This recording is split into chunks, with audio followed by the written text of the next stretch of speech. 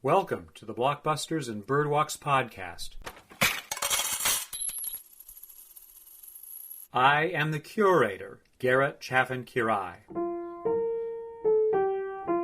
I saw John Cameron Mitchell's stage musical, Hedwig and the Angry Inch, at the Jane Street Theater in Lower Manhattan in 1999. It was one of those live theater experiences you sometimes hear people rave about after the fact, although it's easy to think they are exaggerating and roll your eyes rather than treat them seriously.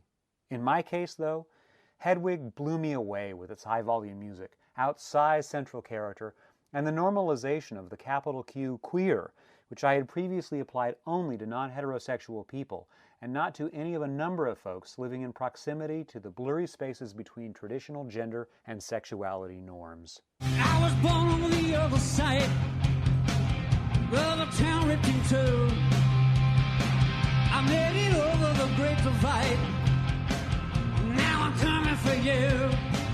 Enemies and adversaries, they try and tear me down.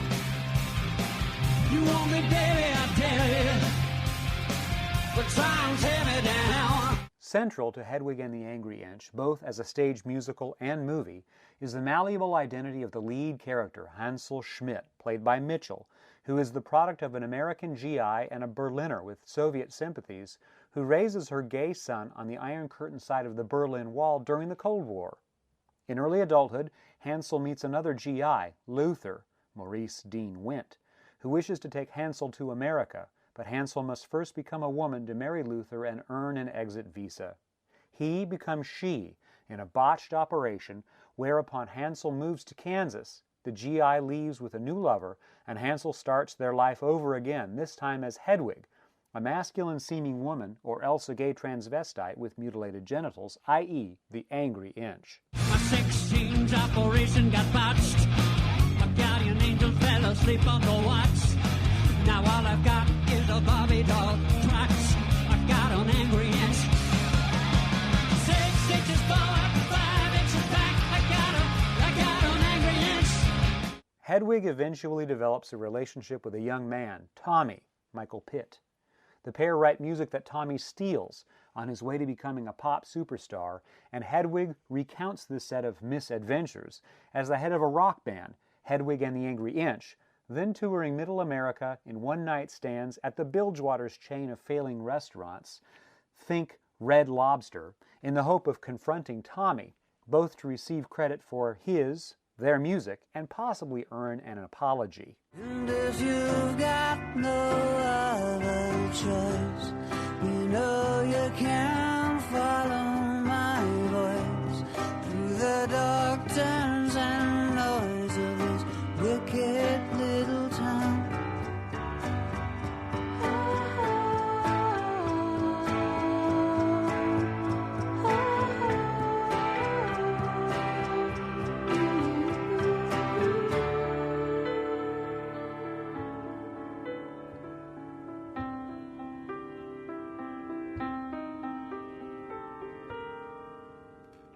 The stage for the off-Broadway show I watched in 1999 was bare, and the narrative action flowed from Hedwig's extended monologues between musical numbers with on-the-nose lyrics.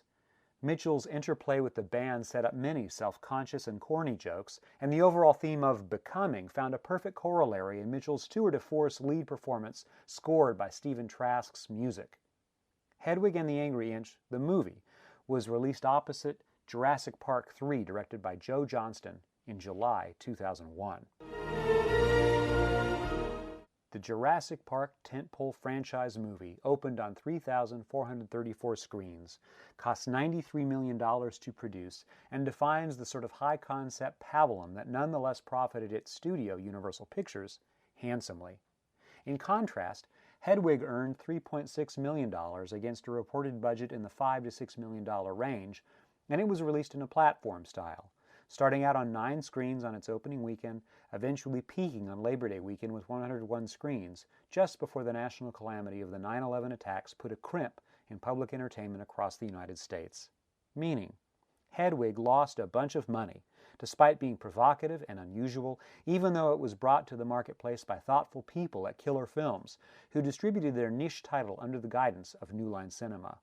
Why? Why did this movie fail? Mitchell's Source musical is brilliant on stage, but the movie is less brilliant for being canned in the way a lens and recording equipment sand down the rougher, livelier, more excited edges of all recorded performances. In other words, there is no genie in the bottle due to the refinements of post-production cutters and mixers who necessarily impact live musical performance through choices about lens-restricted images and faithfully balanced sound. Also, movie audiences, then and now, have seen a veritable bloom of queer-philic movies and TV shows that were, in 2001, scattered hither and yon. Hedwig and the Angry Inch isn't nearly so shocking as it once was, although Hedwig's backstory of body mutilation remains powerful inasmuch as Hedwig is fully on display, honest, and exceedingly blunt. Then there is the set of tasks the movie Hedwig and the Angry Inch forces every viewer to manage. It's a backstage musical turned coming-of-age story turned vengeance parable about psychic coherence. It's also a non-conforming, break-the-fourth-wall direct address to us, the audience. And it's a slippery mix of tonal variation, from dudgeon through euphoria, with confusion and amusement thrown in for good measure, all expressed through fantasy sequences, reenactments, animated illustrations, multiple soliloquies, and strangely affecting moments occasionally rendered through extreme close-up. And you're shining like the brightest star, a transmission on the midnight radio. And you're spinning like a 45 ballerina dancing to your rock and roll. Should a person see Hedwig and the Angry Inch? Should you? Only if you care about daring something willfully risky, unlike any nameable blockbuster, that leaves a person, you, humming about proudly becoming more than who you were, as in Hedwig's sing-along, Wig in a Box. Okay, everybody. I put on some makeup, turn on the 8-track. I'm pulling the wig down from the shelf.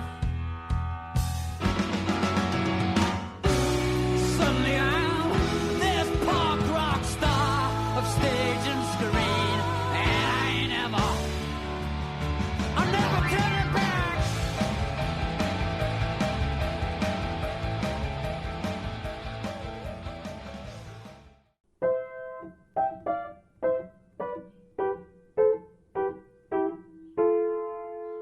Thank you for listening to the Blockbusters and Birdwalks podcast. My name is Garrett Chaffin-Quiray. Boop boopity doo.